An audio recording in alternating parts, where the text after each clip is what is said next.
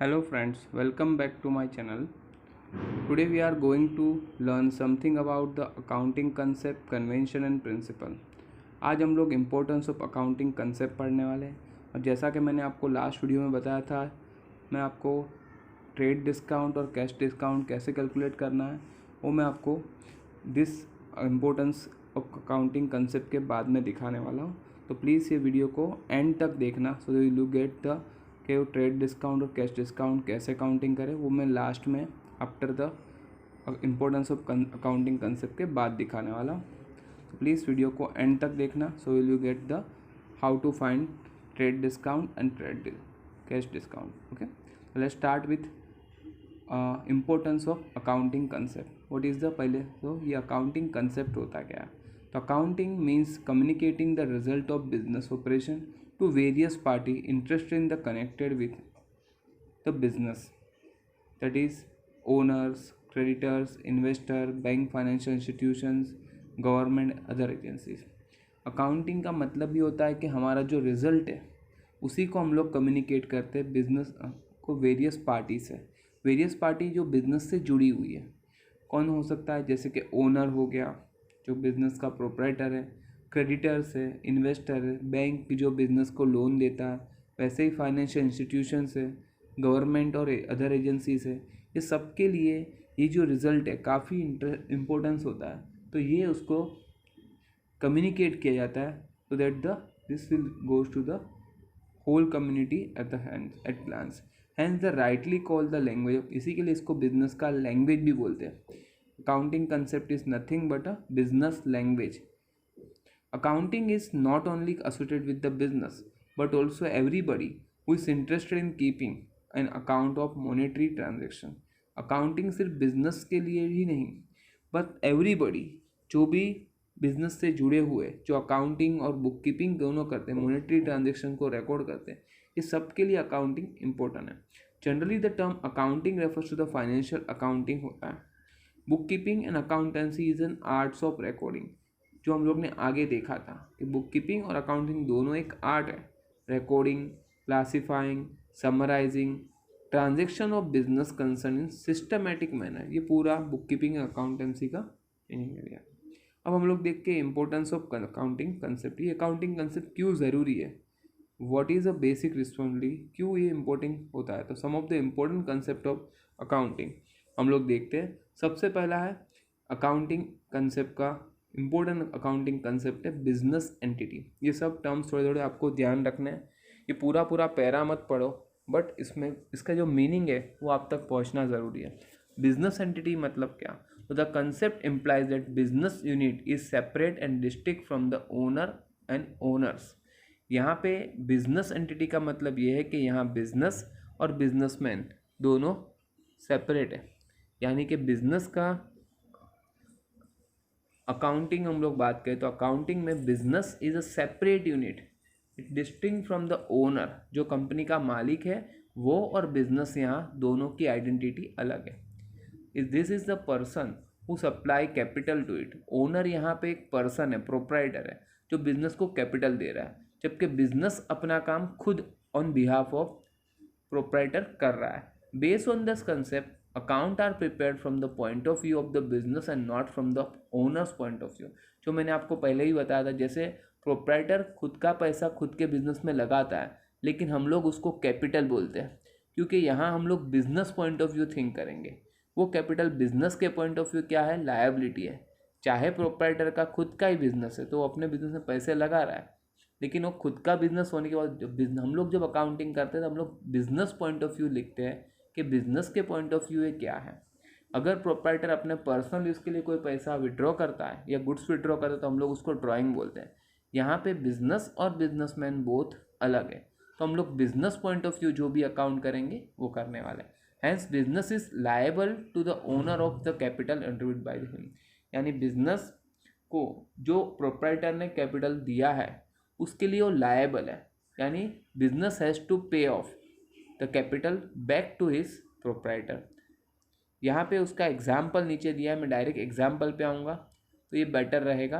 Half of the building is use for business office an other half of the building is use for residence of proprietor. जैसे कि एक business है, उसका एक building है, अब आधी बिल्डिंग का यूज़ अगर वो ऑफिस यूज़ के लिए कर रहा है और आधी बिल्डिंग का यूज़ अगर वो रेसिडेंशियल पर्पज़ के लिए कर रहा है, तो total rent of the building, अगर सपोज वो बिल्डिंग का टोटल रेंट 50,000 है तो 25,000 जो है वो डिडक्टेड एज अ ड्राइंग। तो अगर 50,000 रेंट बिजनेस में से पे किया जा रहा है तो उसमें से 25,000 का जो रेंट है वही बिजनेस का एक्सपेंस होगा, जिसको हम लोग रेंट बोलेंगे। बट बाकी का 25,000 हमारे लिए कंसिडर होगा बिजनेस के लिए, दैट इज़ अ ड्राइंग, क्योंकि वो उसके पर्सनल यूज़ के लिए खर्चा बिजनेस कर रहा है। क्योंकि यहाँ पे बिजनेस और बिजनेस प्रोप्राइटर या owner both are separate, they both are not one and the same. Next accounting concept आपको जो दिया है मनी मेजरमेंट। यहाँ पे यह है कि this concept implies that only those transaction which can be express in terms of money are recorded in the books of account. यहाँ पे ऐसा है कि जो भी बिजनेस ट्रांजेक्शन हम लोग रिकॉर्ड करते हैं वो सारे बिजनेस ट्रांजेक्शन हम लोग अगर मनी टर्म में एक्सप्रेस कर सकते तो ही रिकॉर्ड होते हैं। अगर कोई भी ट्रांजेक्शन मॉनेटरी टर्म्स में हम लोग रिकॉर्ड नहीं कर सकते तो हम लोग उसको यहाँ लिखते नहीं है। Since money serve as a medium of exchange, transaction express in the money are record and ruling currency of the country is measuring the unit of accounting. क्योंकि सारे ट्रांजेक्शन्स हम लोग मॉनेटरी टर्म्स में ही कंसिडर करते हैं, तो यहाँ पे मनी टर्म्स में अगर होगा तो जो करेंसी है जो देश का, जैसे इंडिया का करेंसी रुपीज़ है, यूएस का डॉलर है, तो जो करेंसी है उस देश की करेंसी के हिसाब से उसको मेजर करके हम लोग अकाउंटिंग प्रिपेयर करते हैं। तो वो ऑलवेज याद रखना है कि सारे ट्रांजेक्शन जो मॉनेटरी टर्म में एक्सप्रेस हो गए वही हम लोग यहाँ रिकॉर्ड करेंगे। एग्जाम्पल यहाँ लिखा है, if a business has 5 computer, 2 table, 3 chair, the assets can not be added to give useful. तो हम लोग सिर्फ असेट्स नहीं लिख सकते, 5 कंप्यूटर 2 टेबल, हम लोग उसको मॉनेटरी टर्म में बोलेंगे। जैसे कि 1,50,000 कंप्यूटर का है तो हम लोग लिखेंगे कंप्यूटर 1,50,000, टेबल 15,000 के तो लिखेंगे टेबल 15,000, एंड चेयर आपको दिया है 2,500 तो वो हम लोग 2,000, यानी कि यहाँ हम लोग सेपरेट नहीं लिखेंगे, उसका मॉनेटरी टर्म में वो वैल्यू क्या है वो लिखा जाएगा। That is called money measurement. Next concept जो आपको दिया है वो है cost concept. An asset is recorded in the books on the basis of the historical cost, that is the acquisition cost. Cost of acquisition will be base for all further accounting. जब भी हम लोग assets को record करते हैं तो उसका historical cost क्या है उसी वैल्यू पे हम लोग उसको बुक में रिकॉर्ड करते हैं। Cost of acquisition will be the base of for all further, कि हम लोग कोई भी चीज़ असेट्स खरीदेंगे उसका कॉस्ट ऑफ एक्विजिशन क्या है, कितने में हो कॉस्ट हमें पड़ा है, उसको हम लोग हमारी बुक में रिकॉर्ड करते हैं। वो हमें काफ़ी इंपॉर्टेंट होता है। It does not means that all assets will always be shown in the cost. इसका मतलब ये नहीं कि हमें सारी असेट ऑलवेज कैश में ही कॉस्ट वाइज ही दिखानी है। It recorded at a cost at the time of purchase. वो याद रखना है कि जब हम लोग खरीदेंगे तब हमें उसका एक्चुअल कॉस्ट लिखना होता है, but after using that property वो उसका वैल्यू कम होना है तो हम लोग को उस तो हर साल वही कॉस्ट पे नहीं दिखाना है, बट जब हम लोग खरीदेंगे उस साल हमें उसको उसके प्रॉपर कॉस्ट में रिकॉर्ड करना होता है। बस आगे लिखा है, but systematical reduce it's book value by charging depreciation. जैसे हम लोग कोई भी असेट्स खरीदेंगे, जैसे यहाँ पे एग्जांपल दिया है, furniture purchase 3 lakh, same cost has been recorded in the book. So 3 lakh का अगर आपने फर्नीचर परचेज किया तो आप 3 लाख लिखोगे उस साल को। In case of the market value goes 1 lakh और 1,50,000 इट विल रिकॉर्डेड। सोचो कि एक साल के बाद वो फर्नीचर का वैल्यू कम हो गया, 1 लाख हो गया, 1.5 लाख हो गया, तो आपकी बुक में आप उतना डेप्रिसिएशन करके उसका वैल्यू लिखोगे। यानी कॉस्ट कंसेप्ट के हिसाब से आप उसका जो कॉस्ट ऑफ एक्विजिशन है जब आपने वो खरीदा उस टाइम पे उसका हिस्टोरिकल कॉस्ट रिकॉर्ड होगा। उसके बाद जो प्राइस कम होते जाएगा will charge depreciation on it. Next आपको कंसेप्ट दिया है कंसिस्टेंसी कंसेप्ट। कंसिस्टेंसी का मतलब क्या है, any policy adopted for accounting should be continuous and consistent through out the business and it need not be change generally. कि अगर आपने कोई पॉलिसी अडोप्ट की है अकाउंटिंग की कि भाई हम लोग इसी मेथड से अकाउंटिंग फॉलो करेंगे, तो आपको थ्रू आउट योर बिजनेस, जब तक आपका बिजनेस रहेगा आपको पॉलिसी को फॉलो करना चाहिए। आप उसको टाइम टू टाइम अपने हिसाब से मोल्ड नहीं कर सकते। अनटिल सर्कमस्टेंसेस डिमांड, जब तक कोई गवर्नमेंट का मतलब बोलते हैं ना बहुत ज़्यादा सर्कमस्टेंसेस चेंज हुआ और आपको कुछ चेंज करना पड़ा तो आप करो, अदरवाइज आपको जनरली जो आपने कंसिस्टेंट फॉलो रखा है वही आपको अकाउंटिंग पॉलिसी को कंसिस्टेंट रखना पड़ेगा. It does not stop any improvement of new techniques but they should be a disclose with the note. अगर आपने कभी ऐसा कुछ हुआ, जैसे फॉर एग्जांपल पहले के टाइम में वेट एम वेट सब होता था, टैक्स होते थे डिफरेंट, डायरेक्ट टैक्स तो वो लिखने पड़ते थे. हाँ, गवर्नमेंट ने अभी रूल चेंज करके उसकी जगह जीएसटी एप्लीकेबल किया है तो आपको जीएसटी का रिकॉर्डिंग करना पड़ेगा. तो वहाँ पे बाय फोर्सफुली आपको अपना टैक्स का सिस्टम चेंज करना पड़ेगा बिकॉज गवर्नमेंट ने चेंज किया है. तो वहाँ आप चेंज कर सकते हो. तो चेंज जब करोगे you should try disclose with a note कि आपने ये चेंज क्यों किया है. अ कंपनी अडोप्ट, जैसे एग्जांपल है, company adopt a fixed instalment method for charging depreciation on fix asset for the business till the end of the estimated life of the asset.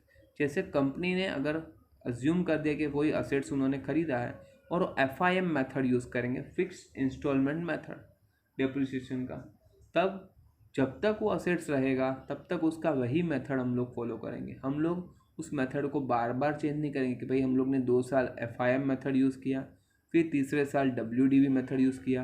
अब ये FIM क्या है और WDV क्या है, इसके लिए आपका चैप्टर है पूरा डेप्रिसिएशन, वहाँ आपको ये समझ में आएगा. नेक्स्ट जो आपको दिया है conservatism. While recording the business transaction, we have to be anticipate no profit but provide for all possible loss. ये कंसेप्ट अकाउंट में काफ़ी इंपॉर्टेंट है, that is called conservatism. Conservatism का मतलब यहाँ पे ये है कि हम लोग ऑलवेज लॉस के बारे में पहले सोच लो कि कितना लॉस हो सकता है, but never anticipate profit. But profit के बारे में कभी मत सोचो कि आप कितना प्रॉफिट कमा सकते हो. It encourage the certain secret reserve by making excess provision to prevent loss. इससे होगा ये कि आप अपने रिजर्व को प्रोविजंस करके रखोगे जिससे अगर लॉस हुआ तो आप उस लॉस को बेयर कर पाओ. तो द इनकम स्टेटमेंट में show the lower income and the balance sheet overstate the liability understate the assets. इसी के लिए हम लोग जो इनकम स्टेटमेंट में शोज लोअर इनकम, जो ऑलवेज आपकी इनकम कम दिखेगी, क्योंकि क्या होगा, इनकम का कुछ हिस्सा वो लोग क्या करेंगे, रिजर्व में ट्रांसफ़र करेंगे, जिसकी वजह से ओवरस्टेट द लायबिलिटी बढ़ जाएगा और अंडरस्टेट द असेट, और आपकी असेट्स थोड़ी कम दिखेगी. This policy of recording asking accounting to play safe, ये जो पॉलिसी बोली जाती है जो अकाउंटेंट फॉलो करते हैं, इस पॉलिसी को बोलते हैं टू प्ले सेफ, मतलब सेफ गेम खेलना, कि आप अपने प्रॉफिट जितना भी हो रहा है उसमें से कुछ हिस्सा रिजर्व के तौर पे साइड पे रख रहे हो.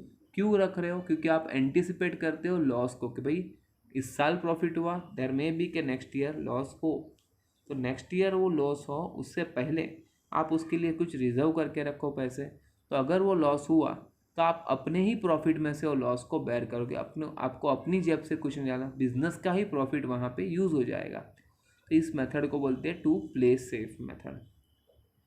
यहाँ पे एग्जाम्पल देखो दिया है, closing stock in a factory is value 25,000 and the 35,000 is market. जैसे कि माल बन के रेडी है फैक्ट्री में, क्लोजिंग स्टॉक साल के एंड में 25,000 का है. अगर वही माल हम लोग मार्केट में इस टाइम पे बेच दे तो 35,000 मिल रहा है, लेकिन ईयर एंड 31 मार्च को हो चुका है, तो आप अगले साल को उसको ओपनिंग स्टॉक लोगे, लेकिन लास्ट ईयर जो बैलेंस शीट क्लोज होगा उसमें आप उसको कितना लिखोगे, 35 या 25. तो मैंने बताया कभी भी आप बुक में रिकॉर्ड करोगे आपको उसको जो कम वाला रिकॉर्ड होगा, क्लोज स्टॉक को always which ever is less का रूल अप्लाई करना है. तो but while recording in the books of account you should be valued at 25,000 will be consider being the lowest of all. आपको 25,000 दोनों में से जो लोएस्ट है उसी का आपको बुक में रिकॉर्ड करना होगा. इसको बोलते हैं प्ले सेफ करना, क्योंकि 35,000 मार्केट में चल रहा है, बट हमें तो नहीं पता जब हम लोग उसको बेचने जाएंगे तो हमें 35 ही मिलेगा, शायद उससे ज़्यादा भी मिले या उससे कम भी मिले. तो हम लोग अपना कॉस्ट रिकॉर्ड करेंगे विच एवर इज लेस का कंसिडरेशन. नेक्स्ट कंसेप्ट जो आपको दिया है, going concern concept. It is a basic assumption that business is going concern and will continue its operation for future. ये बेसिक अजम्पशंस है कि हम लोग ऐसा अज्यूम करते हैं कि यहाँ जो बिजनेस है वो हमारा 1 साल के लिए नहीं, आने वाले बहुत सालों के लिए है, तो ड्यू टू दिस हम लोग गोइंग कंसर्न कंसेप्ट मानते हैं कि भाई ये बिजनेस हमारे 5 साल 10 साल 15 साल चलते ही रहेगा. So because of that reason, going concern influence the accounting practice in relation to the valuation of assets, liability, depreciation of assets, treatment of outstanding prepaid expense. ये सब के बारे में हमारे कुछ ना कुछ जनरल रूल्स जो हमें लगता है कि ये रूल्स फॉलो करने चाहिए वो आप वहाँ पे इजीली अडोप्ट कर पाओगे, क्योंकि गोइंग कंसर्न कंसेप्ट अगर आप सोचोगे तो उसके अकॉर्डिंगली आपको ये समझ में आता है कि आपका बिजनेस आने वाले बहुत सालों तक टिकने वाला है और उसके हिसाब से आप क्या करोगे, अपनी असेट्स कौन सी वैल्यू लिखनी है, लायबिलिटी कौन से वैल्यू पे लिखना है, डेप्रिसिएशन कौन से मेथड से आप फॉलो करोगे, ये सब. जैसे एग्जांपल लिखा है, असेट्स आर जनरली वैल्यूड, जो हिस्टोरिकल कॉस्ट होगा जो मैंने पहले ही बताया, जब हम लोग खरीदेंगे तब वैल्यू का जो कॉस्ट होगा वो लिखा जाएगा. एनी इंक्रीज और decrease in the value of assets short period is ignore. अगर शॉर्ट पीरियड में वैल्यू बढ़ी या कम हुई तो उसको हम लोग रिकॉर्ड नहीं करते. एट द ईयर जो होता है वही रिकॉर्ड करते हैं. नेक्स्ट कंसेप्ट जो आपको बोला है रियलाइजेशन कंसेप्ट. रियलाइजेशन का मतलब लिखा income is recorded only when it. यहाँ पे इनकम जब हमारे पास रियलाइज होगी, रियलाइज होना मतलब कि जब वो इनकम हमारे हाथ में आएगी तब हम लोग उसका एंट्री करेंगे. That is either is received और अर्न. या तो हमें रिसीव्ड हो चुका है या अर्न के फॉर्म में हम कमा चुके हैं. पैसा नहीं आया लेकिन आने वाला है, तब ट्रांजैक्शन अगर हुआ है तो हम लोग उसका रिकॉर्डिंग करेंगे. Revenue are recorded only when the sales are affected.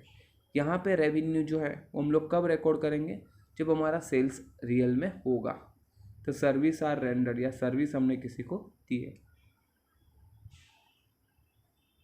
Sales revenue are considered as a recognized when sales are affected during the accounting period, irrespective of the fact whether cash or received or not. जैसे ही transaction आपका हुआ, sales revenue generate हुआ, sales की कोई income आई, तो जैसे ही आपका sales हुआ उस साल में हम लोग उसका एंट्री करेंगे. उसका पैसा आया या नहीं आया तो भी वो एंट्री रिकॉर्ड होगा. जैसे कि company get an order for sales. जैसे कंपनी को 1 लाख का ऑर्डर मिला है मई 2017 में. Goods of only 60,000 were sold. उसमें से 60,000 का गुड्स हम लोग ने बेचा है एंड डिलीवर्ड ऑन जून 27 को. कैश रिसीव्ड उसमें से हुआ 60,000 का इन सितंबर 2017. As per the principle relation C is not record, C is to be recorded in the June. तो यहाँ पे आपको ध्यान रखना है कि जब वो रियलाइज़ हुआ उसी टाइम पे आप जून में जैसे ही आपने वो गुड्स को सोल्ड किया तुरंत ही आप उसका एंट्री करोगे. ऑर्डर मिलना और ट्रांजेक्शन नहीं था 1 लाख का. उसके बाद आपने गुड्स कब डिलीवर किया 60,000 का, तो आप 60,000 का एंट्री जैसे ही आप सेल्स करोगे आप रियलाइजेशन कंसेप्ट के हिसाब से उसका एंट्री लिख दोगे. दैट इज़ इन द जून 2017. पैसा चाहे सितंबर में आया हो लेकिन जब वो ट्रांजेक्शन हुआ तब आपकी बुक में उसका एंट्री हो जाएगा. That is called realisation concept. Next आपको दिया अक्रूवल कंसेप्ट.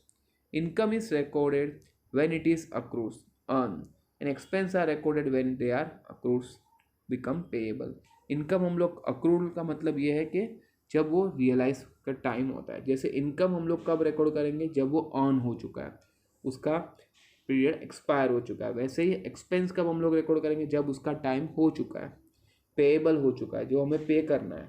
तो all expense and revenue related to the accounting period are to be consider irrespective of the fact the revenue received in cash or not or expense are paid or cash or not. यानी जिस साल जो expense या income हमने किया है चाहे वो रिसीव्ड हुआ हो या ना हुआ हो उसको हम लोग हमारी बुक्स ऑफ अकाउंट में एंट्री करेंगे. यानी अगर एक्सपेंस हुआ है या हमारा इनकम हुआ है, वो पैसा आया या नहीं आया तो भी आपको आपकी बुक में रिकॉर्डिंग करना पड़ेगा as per the accounting year. जैसे कंपनी ने इन्वेस्ट किया है 1 lakh rupees with the bank for 1 year on 1 October 2015. Bank has to pay interest at the. अब बैंक को आपने जो 1 लाख रुपीज़ इन्वेस्टमेंट के तौर पे दिया है, एफडी किया है, उसके ऊपर 10% पर एनम के हिसाब से आपको इंटरेस्ट मिलने वाला था. मैच्योरिटी होगा आपका 30 सितंबर 2016 को. तो आप वो इंटरेस्ट का रिकॉर्ड कर दोगे. जैसे ही उस साल ख़त्म होगा तो आप वो पैसा आया या नहीं आया इंटरेस्ट का, फिर भी आप उसका एंट्री करोगे क्योंकि वो इनकम आपको आने वाली है. उसी साल की है ना, तो उस साल में उस इनकम को हम लोग एंट्री करेंगे। नेक्स्ट जो हम लोग ने सीखा था dual concept. Accounting according to this concept every transaction और इवेंट हैज़ टू एस्पेक्ट, के हर एक ट्रांजेक्शन जो बिजनेस के होते हैं उसमें दो साइड होते हैं। जैसे एक सिक्के के दो साइड होते हैं, हेड एंड टेल, वैसे यहाँ हर एक ट्रांजेक्शन के दो एस्पेक्ट होते हैं, ड्यूल एस्पेक्ट जिसको बोलते हैं। For example when Akshay start a business with cash, जैसे अक्षय ने बिजनेस स्टार्ट किया कैश से, तो वन हैंड यहाँ बिजनेस को क्या मिल रहा है, कैश मिल रहा है। ऑन द अदर हैंड ये बिजनेस के लिए एक पैसा जो अक्षय लगा रहा है उसको हम लोग बोलते हैं कैपिटल। तो यहाँ दो कंसेप्ट हो गए।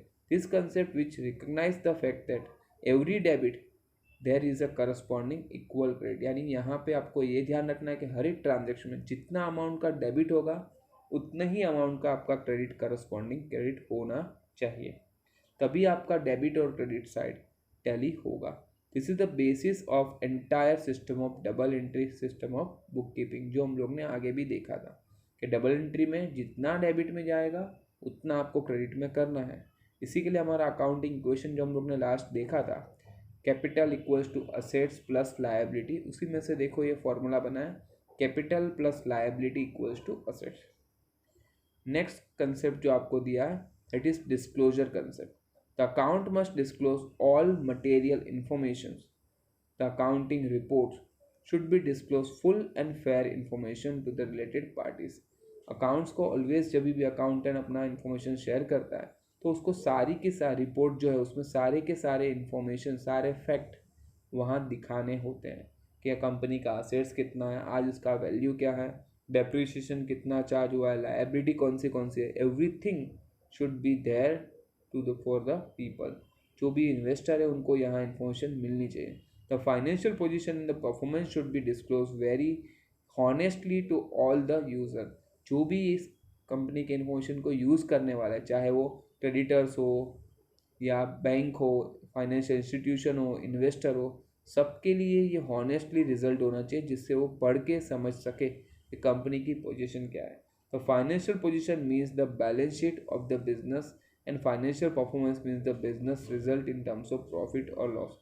तो यहाँ बैलेंस शीट की अगर मैं बात करूँ तो वो फाइनेंशियल पोजीशन दिखाता है कि आपकी असेट्स कितनी है और सामने लायबिलिटी कितनी है। जबकि अगर फाइनेंशियल परफॉर्मेंस की मैं बात करूँ तो उस साल में आपकी कंपनी को प्रॉफिट हुआ या लॉस हुआ, इनकम हुआ या एक्सपेंस हुआ, वो सब वहाँ पे डिस्क्लोज करना होता है। नेक्स्ट मटेरियल फैक्ट जो आपको बोला, मटेरियलिटी का बोला concept. Materiality concept, account according to this convention, ये कन्वेंशन है, financial statement should disclose all material item which might be influence the decision of user of the financial statement। यहाँ पे उन्होंने क्लियर बोला कि सारे जो आइटम्स हमारे पास होते हैं, चाहे असेट्स हो, लायबिलिटी हो, गुड्स हो, एक्सपेंस हो, वो सारे हमें राइट अमाउंट पे डिस्क्लोज होने चाहिए, जिससे जो फाइनेंशियल स्टेटमेंट को यूज़ करने वाले हैं उनको जो डिसीजन लेना है राइट डिसीजन वो ले पाए। Hence any item which is not significant and is not relevant to the user need not be disclosed in the fund।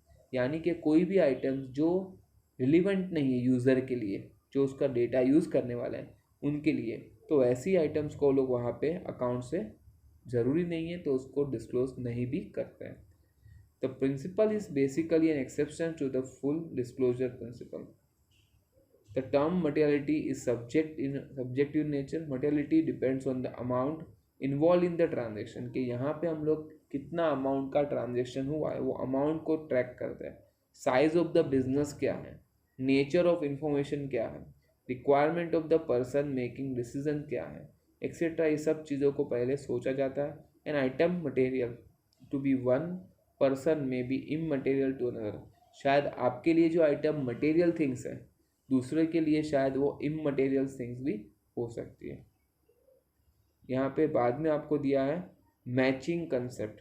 अब ये कंसेप्ट क्या है, according to this concept revenue during the accounting period are match with the expense incurred during the period to earn revenue during the period.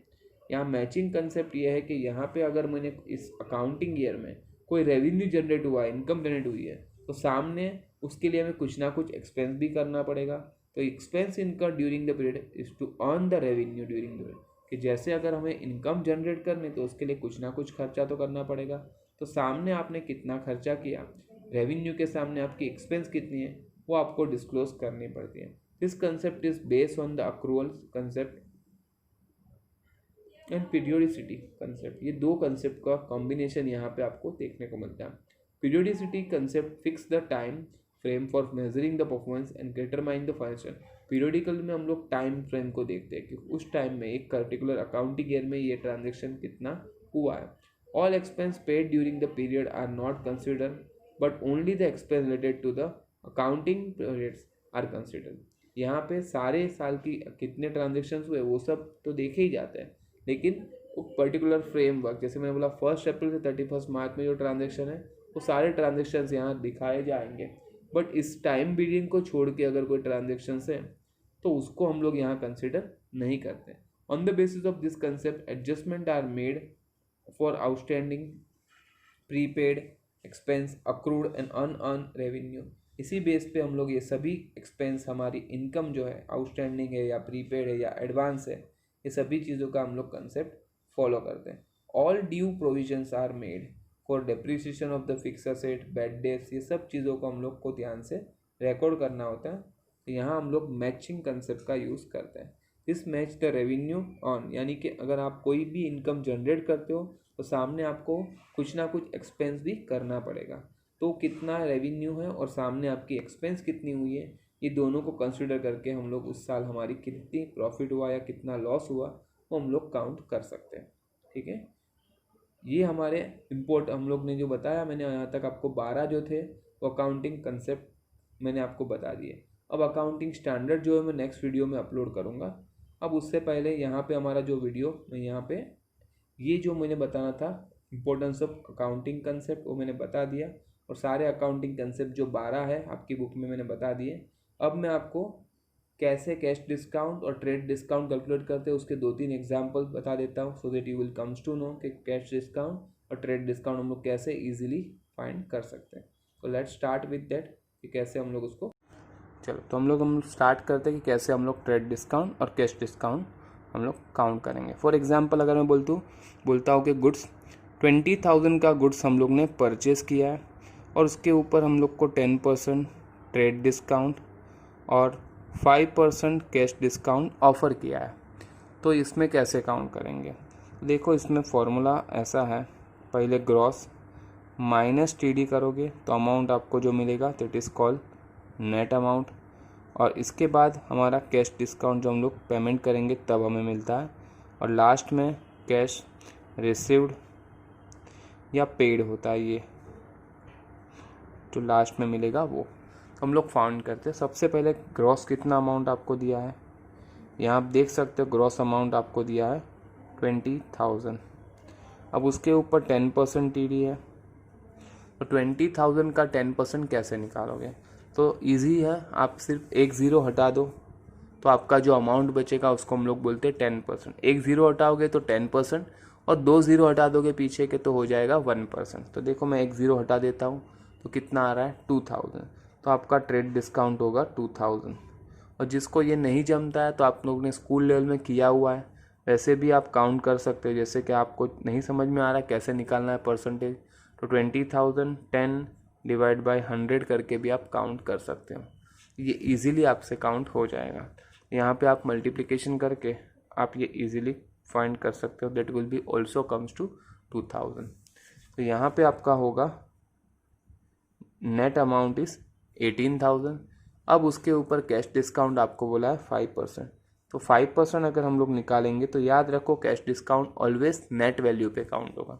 Net value हमारा है 18,000, तो उसका 5% कैसे निकालोगे, तो मैंने बोला था एक ज़ीरो हटा दो तो कितना आएगा 1800, वो आपका होगा 10%। 1800 10% तो उसका आधा 5% होगा, तो 1800 का आधा कितना होगा 900, तो 900 will be your cash discount. तो आपका अमाउंट रिसीव्ड या पेड जो भी होगा, अगर परचेस किया तो आपको पेड करना पड़ेगा और सेल्स किया होगा तो ये रिसीव्ड होगा 17,100। वैसा ही और एक एग्जांपल मैं आपके सामने रखता हूँ so that you can be able to understand कि कैसे हम लोग इसको काउंट करेंगे। यहाँ पे सपोज मैं 1 लाख रुपीज़ लेता हूँ, 1 लाख रुपीज़ ग्रॉस वैल्यू है, और उसके ऊपर अगर मैं बोलता हूँ कि आपको 15% टीडी चार्ज करना है और आपको 5% सीडी चार्ज करना है, तो यहाँ पे भी आप देख सकते हो सेम वे।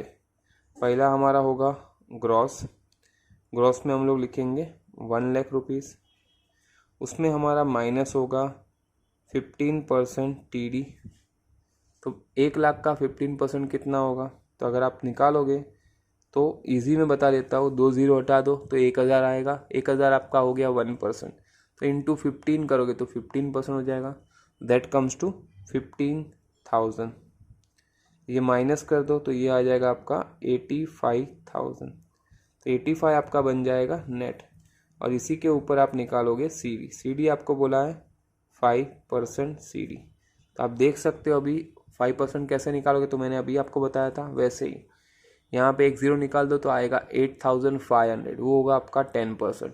8,500 का आधा कितना होगा, तो देखो 8,000 का आधा होगा 4,000 और 500 का आधा होगा 250, तो 4250 आपका हो जाएगा 5% CD।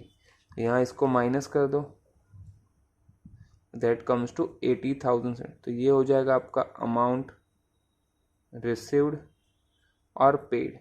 अब ये रिसीव्ड या पेड क्या होगा वो आपको क्वेश्चन के ऊपर डिपेंड रहेगा, परचेस के टाइम कैसे किया हुआ है आपने उसके लिए। तो ऐसे हम लोग सिंपली कैश डिस्काउंट और ट्रेड डिस्काउंट फाइंड, और ऑलवेज ये याद रखना कैश डिस्काउंट हम लोग जो काउंट करते हैं वो जब पेमेंट होगा कैश में तभी काउंट करना है। कैश डिस्काउंट दे दिया है तो आप काउंटिंग करोगे, ऐसा नहीं। जब भी कैश में पेमेंट होगा तभी कैश डिस्काउंट काउंट होगा, क्योंकि आपके बुक में ऐसे भी क्वेश्चन है जहाँ बोला है कि 50,000 का गुड्स सोल्ड किया है, 10% उसमें 10 TD दिया है, और बोला है आधा amount, half amount received in cash and you will provide in 5% CD। तो आपको ध्यान रखना है कि आधा वो पे कर रहा है तो आधे नेट अमाउंट के बाद आपको उसको आधा आधा पार्ट कर देना है, और जो अभी पे कर रहा है उसी के ऊपर आप कैश डिस्काउंट ऑफर करोगे। आप पूरे वैल्यू के ऊपर कैश डिस्काउंट ऑफर नहीं करोगे, ठीक है। तो ऐसे ही कुछ भी अगर आपको डाउट है इसमें ट्रेड डिस्काउंट CD में या KD में कैसे फाइंड करते हैं, क्या इसका इंपॉर्टेंस है, कुछ भी अगर आपको नहीं समझा होगा तो प्लीज़ मुझे कमेंट सेक्शन में लिख के बताइए, so that I can be able to understand कि आपको कुछ समझ में नहीं आया तो मैं उसका वीडियो वापस से आपको शेयर कर सकता हूँ या फिर आपके डाउट क्लियर कर सकता हूँ, ठीक है। अगर आपको ये वीडियो अच्छा लगा है तो इसको लाइक शेयर और सब्सक्राइब कर देना, और अपने फ्रेंड्स को भी रिकमेंड करना, so that more and more people तक हमारा ये वीडियो पहुँच पाए। Thanks for watching, bye for the day.